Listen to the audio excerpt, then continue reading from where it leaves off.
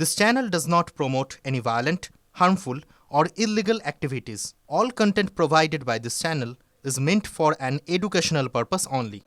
দুর্নীতি, ভুরি ভুরি দুর্নীতি, আর সেই দুর্নীতির আপাতভাবে মাথা সন্দীপ ঘোষ। সেই সন্দীপ ঘোষকে দুর্নীতির ক্ষেত্রেই গ্রেফতার করেছে সিবিআই। আর এই গ্রেফতারের পর তিলোত্তমার পরিবারের প্রতিক্রিয়া কি? আমাদের সঙ্গে কথা বলেছিলেন তিলোত্তমার বাবা মা। কি বলছেন তারা? UEM Jaipur is a perfect target for prospective students aspiring for good jobs, good education with future-ready skills. তারা বলছেন, তারা ভয়ঙ্কর একটা অভিযোগ করছেন। তারা বলছেন আমাদের মেয়ে দুর্নীতির বলি। মেয়েও যে এত চেষ্টা করে এখানে যাওয়ার চেষ্টা করেছিল, একটা ভুল রাস্তা বেরিয়েছিল এখন মনে হচ্ছে, তার জন্য তার জীবনটা দিতে হয়েছে। ও জীবন দিয়ে এই স্বাস্থ্য ব্যবস্থা যে মানে ভেতরে যে ঘুঘুর বাসা, এটা হয়তো দুর্নীতি সব হয়তো বেরিয়ে আসবে। আমি আমার একমাত্র মেয়েকে হারিয়েছি ঠিকই, কিন্তু এটাও যে এভারেস্টের চূড়ায় উঠেও লোকে বলছে জাস্টিস ফর আরজি কর, এটা আমাদের একটা অনেক পাওয়া। আমরা কথা বলেছিলাম বিশিষ্ট চিকিৎসক সুমন পোদ্দারের সঙ্গে। আমরা কথা বলেছিলাম প্রাক্তন পুলিশ কর্তা অরিন্দম আচার্যর সঙ্গেও। সন্দীপ ঘোষকে কিন্তু অ্যারেস্ট করা হয়েছে ফ্রড কেলেঙ্কারিতে, মানে দুর্নীতির জন্য।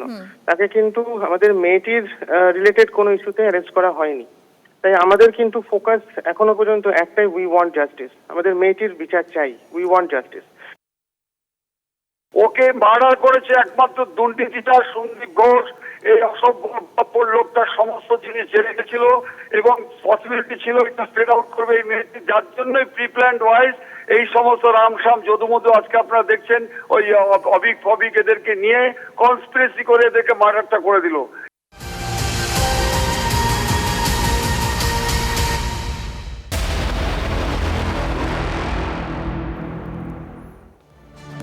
সন্দীপ ঘোষ আরজি করে প্রাক্তন অধ্যক্ষ, যার বিরুদ্ধে ভুরি ভুরি দুর্নীতির অভিযোগ।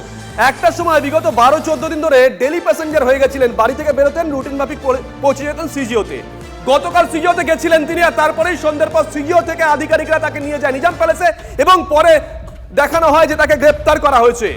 সিবিআইয়ের হাতে গ্রেপ্তারের পর রাতভর নিজাম প্যালেসে সন্দীপ ঘোষ দফায় দফায় তাকে জেরা করেন দুদে গোয়েন্দারা। জনরোষের আশঙ্কায় নিজামেই মেডিকেল টিম আনিয়ে স্বাস্থ্য পরীক্ষা করা হয়। আজ আলিপুর আদালতে পেশ আরজি করের প্রাক্তন অধ্যক্ষকে। 5ই সেপ্টেম্বর সুপ্রিম কোর্টে খামবন্দি রিপোর্ট জমা দেবে সিবিআই, অর্থাৎ সময়টা কিন্তু আর বেশি নেই। সুজয় আমাদের সঙ্গে রয়েছেন। সুজয়, আজকে 3 তারিখ, আজকে গোটা দিনটা হাতে রয়েছে, কালকে 4 তারিখ গোটা দিনটা হাতে রয়েছে সিবিআইয়ের কাছে এখনো পর্যন্ত। নিশ্চয়ই গতকাল গোটা রাতটা সিবিআই কাজে লাগিয়েছে জেরার ক্ষেত্রে। এখনো পর্যন্ত কি জানা যাচ্ছে, সূত্র কি বলছে, কি জানতে চাইছেন সিবিআইয়ের গোয়েন্দারা? দেখো, গতকাল যখন স্পেশাল ক্রাইম ব্রাঞ্চের দফতর থেকে অর্থাৎ সিজিও কমপ্লেক্স থেকে যখন নিজাম প্যালেসে নিয়ে এসে তাকে গ্রেফতার করা হয়, তারপরে কিছু সময় তাকে জেরা করা হলেও গ্রেফতারির পর অর্থাৎ অ্যারেস্ট মেমো সই করার পর কিন্তু তাকে আর জেরা করা হয়নি। রাতে বিশ্রাম করার সুযোগ দেওয়া হয়েছে, রাতে খেতে দেওয়া হয়েছিল, যেটা জানা যাচ্ছে যে নিরামিষ খাবার খেতে দেওয়া হয়েছিল সন্দীপ ঘোষকে, কিন্তু যদিও সন্দীপ ঘোষ পুরোটা খাবার খেতে পারেননি। আজকে সকালবেলায় তাকে নির্দিষ্ট সময় ওঠার পর তাকে প্রায় 2 থেকে আড়াই ঘন্টা জেরা করেন তদন্তকারীরা, এবং জেরা করার ক্ষেত্রে যে বিষয়গুলি জানতে চাওয়া হয় তার সামনে বেশ কিছু নথি রাখা হয়। তার বাড়ি থেকে যে সমস্ত নথি বাজেয়াপ্ত করেছেন তদন্তকারীরা, এবং তার এর আগে তোমার মনে আছে যে গত কয়েকদিন আগে 15টি জায়গায় সিবিআই অ্যাকশন তল্লাশি চালিয়েছিল, সেই ক্ষেত্রে বেশ কিছু ডিজিটাল এভিডেন্স এবং টেন্ডার সংক্রান্ত বেশ কিছু নথি তারা বাজেয়াপ্ত করেছিল, যে নথি তার সামনে রেখেই তাকে জেরা করা হয়। এবং জেরার ক্ষেত্রে মূল প্রশ্নই ছিল তদন্তকারীদের যে দায়িত্ব নেওয়ার পর সন্দীপ ঘোষ যবে থেকে ওই হাসপাতালের দায়িত্ব নিয়েছিলেন, সুজয় একটু থামাচ্ছে, এই মুহূর্তে নজর রাখতে হচ্ছে লালবাজারের সামনে, যেখানে চিকিৎসকরা রয়েছেন, তাদের সঙ্গে কথা বলছেন অ্যাডিশনাল সিপি। আমরা চেয়েছিলাম লালবাজারের একটু আগে পর্যন্ত যেতে, যাতে আমাদের যে মাস তারা যেন লালবাজারটা দেখতে পায়। আমাদের এত আগে কেন আটকে দিলেন স্যার? আপনি জানেন আমরা স্বাস্থ্যভবন গেছিলাম স্যার, আমরা ফ্যাসিলিটেট করছি, আপনারা যেটা বলেছেন স্যার সন্ধ্যায় চলে যেতে পারতাম, এত রাত পর্যন্ত বসে থাকতাম। আমরা ওই আবার একটা কথা বলছি, যতক্ষণ না সিপি স্যার এখানে আসছেন বা আমাদের মিছিলটাকে রেখে দেওয়া হচ্ছে একটু, বা উনি যদি ওখান থেকে রিজাইন করেন, যদি বলেন দাবি তাহলে অনুরোধ না স্যার, ওখানে গিয়ে বলতে পারবো। আমরা কালকে সন্ধ্যাবেলা থেকে আমরা যদি ওখানে যাই তাহলে আমাদের মিছিলের কি দাম? এত লোককে কি মানে হলো? তাহলে এত লোককে যে আমরা রাত্রে রাখলাম তাদেরকে কি জবাব দেবো? তাদেরকে বলবো যে আমরা কম্প্রোমাইজ করে চলে গেছি ওখানে? না স্যার, এটা compromise sir. No sir, no solution. না স্যার, না স্যার, সলিউশন হলো তাহলে সবাইকে যেতে দিন, সবার অন বিহাফ, তাহলে সবাইকে যেতে দিন। বিহাফ করে সবাই, কেউ কারো সবাই সবাইকে আমরা মানুষজনকে অ্যালাউ করছেন, কিন্তু আমাদের অ্যালাউ করছেন ওই বলি দিয়ে। স্যার আজকে যে এই 9 ফুটের আমাদের একটা ব্যারিকেড দিয়ে আটকে দেওয়া হলো, আপনার কি মনে হয় স্যার আমরা ডাক্তাররা যে নিরস্ত্রভাবে আমরা কোনো অস্ত্র বা কোনো রকম একটা ল অ্যান্ড অর্ডার সিচুয়েশন করতে পারি বলে কি আমাদেরকে এখানে আমাদের কাল রাত থেকে শান্তিপূর্ণভাবে আমরা এখানে অবস্থান করছি? আপনাদের এটা মনে হয় না, এখানে তো একটা সিস্টেম আছে। তাহলে স্যার এইভাবে স্যার যখন তখন তাহলে তো স্যার করা হয়েছে, সিস্টেম যখন থাকার কথা ছিল তখন ছিল না স্যার। 9 তারিখ যে ঘটনা ঘটে যায়, তারপরে এভিডেন্সের যে কথা হয়ে যায়, তখন সিস্টেম কিছু ছিল না স্যার। এইটাই স্যার কথা, এটাই তো দাবি স্যার। এইটাই কথা স্যার। আমাদের আমরা যাবো না স্যার, আমরা যে এগোতে দিন, আমাদের এগোতে দিন, আমাদের মিছিল আমরা দিন, সেখান থেকে আমরা ডেপুটেশন পাঠাবো, এখান থেকে না। একটু মানবিক ওয়ান পয়েন্টই আছে কি ওইখানে? না না না না, আমাদের 3টে পয়েন্ট, এই আমরা বলছি, আমরা বলেছি 3টে জিনিস। আইদার আমাদের মিছিলটাকে এগোতে দিন, যদি সেটা না করেন তাহলে সিপি স্যার আছেন, ওনাকে বলুন এখানে আসতে, আমরা ডেপুটেশনটা করবো, উনি নিয়ে চলে যাবেন অন ক্যামেরা। আর না হলে এই দুটোর মধ্যে কোনটাই যদি উনি না করেন, তাহলে উনি ওখান থেকে রিজাইন করুন, আমরা দেবেন্দ্রের 1 মিনিটের মধ্যে সব কিছু গুছিয়ে চলে যাবো। এবং আমরা এটা বলতে চাই যে উনি যদি এখানে আসেন, আমরা হিউম্যান চেন ফরমেশন করে আমরা মিছিলের পক্ষে গুছিয়ে দেবো। কোনো রকম কোনো বিশৃঙ্খলা দায়িত্ব আমরা নিলাম। প্রচুর জল আছে স্যার, আপনারা নিয়ে এসছেন, আমরা নিচ্ছি, আমরা সাদরে গ্রহণ করছি, কিন্তু আপনাদের বলছি একটু মানবিক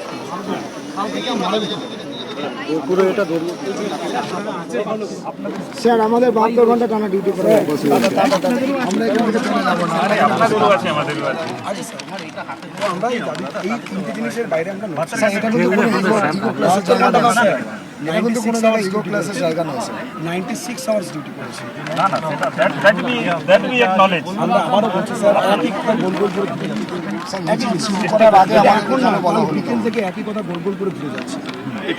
তাহলে এত মানুষ যে সারা রাত জেগে বসে আছে, সেই জন্যই তো বলছি সলিউশন এটাই দিচ্ছি স্যার। আপনাদের তো 3খানা অপশন দেওয়া হয়েছে, আপনারা কি ভাবছেন না 3খানা অপশন মধ্যে 3টে আপনাদের তরফ থেকে করা যাবে না? কারণ আপনারা আমাদের একটা অপশন দিচ্ছেন, আমরা আপনাদের 3টে অপশন দিচ্ছি, আর আপনি আমাকে একটা অপশন দিচ্ছেন, তাহলে তো আমরা সকালকেই চলে যেতে পারবো, এতক্ষণ ভাবার কোনো মানেই নেই স্যার। একটু ভাবুন স্যার, আমরা বলছি সিপি স্যার যদি এখানে আসেন, আমরা 2-3টে হিউম্যান চেন করে সবটাকে কন্ট্রোল করে খুব শান্তিপূর্ণভাবে জিনিসটা করবো। এটুকু আমি এবং আমরা সবাই নিয়ে আসতেছেন, গোষ্ঠ নিয়ে আসতে কোনো অসুবিধা, আমরা আমরা ডেপুটেশনটা করবো এবং আমরা তাহলে ওখানে যাবো, ওখানে গিয়ে আমরা ডেপুটেশন জমা দিয়ে আসবো। পর্যন্ত যাবো, ওইটুকুই যাবো, তারপরে রিপ্রেজেন্টেটিভ যারা বলবেন দিয়ে ডেপুটেশনটা দিয়ে চলে আসবো। কোনো তাড়াহুড়ো, কোনো অশান্তি নেই, কিচ্ছু নেই, পুরোপুরি শান্তিপূর্ণ। হ্যাঁ স্যার, ঠিক আছে দাদা, ঠিক আছে।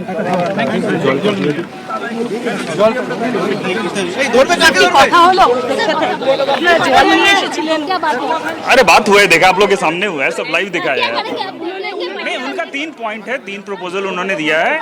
हम लोग देखते हैं उस पर विचार करके कि क्या हो रहा है इसका आउटकम। आप ये 3 पॉइंट मान रहे हैं, उसका 3 पॉइंट नहीं, हमने बोला हम इस पर डिस्कस करेंगे। আমরা বললাম কি আপনারা একটা রিপ্রেজেন্টেটিভ, গ্রুপ অফ রিপ্রেজেন্টেটিভ পাঠান, ওনারা গিয়ে লালবাজারে কথা বলতে পারে, but they still they have not agreed. এরা তো এই 3টে অপশন দিয়েই যাচ্ছে, আপনাদের একটা রাত কেটে গেল সিদ্ধান্ত নিতে। এটা এখনো সিদ্ধান্ত হয়নি, এখনো সিদ্ধান্ত হয়নি, কখন সিদ্ধান্ত? नहीं अभी फैसला नहीं हुआ है, उनसे बातचीत हुई है। क्या मांग है छात्रों की? नहीं, आपने सुना है 3 पॉइंट वो लोग दे रहे हैं कि हमें वहाँ तक जाने दीजिए, या फिर आपने सुना है सारे पॉइंट उनके। चलो একটু যাই। গতকাল থেকে দফায় দফায় লালবাজারের উচ্চপদস্থ কর্তারা যাচ্ছেন, চিকিৎসকদের সঙ্গে কথা বলছেন, কিন্তু তারা 3টে কথাই বারবার বলছেন, হয় সিপি রিজাইন করুন 1, অথবা সিপি এসে তাদের সঙ্গে কথা বলুক 2, অথবা তাদেরকে লালবাজার পর্যন্ত যতটা যাওয়া যায় সেফ ডিস্টেন্স পর্যন্ত অ্যালাউ করা হোক, তাদের 20 জন প্রতিনিধি গিয়ে সিপির হাতে বা অন্য কারোর হাতে যা দিয়ে আসবেন। এখনো পর্যন্ত পুলিশ জানিয়েছে, প্রশ্ন করলেন একজন সাংবাদিক যে এত রাত পেরিয়ে গেল, আপনারা সিদ্ধান্ত নিতে পারলেন না? পুলিশ কর্তা হেসে বললেন আমরা সিদ্ধান্ত নিচ্ছি, এখনো সময় চাইছেন তারা, এখনো সময় চাইছেন, দেখা যাক।